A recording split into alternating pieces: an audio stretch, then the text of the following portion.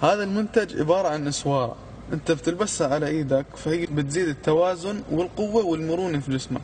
وانا بنصحك كثير كثير انك تاخذها، لانه حتساعدك في حياتك اليومية وحتزيد من معدل نشاطك اليومي في العمل.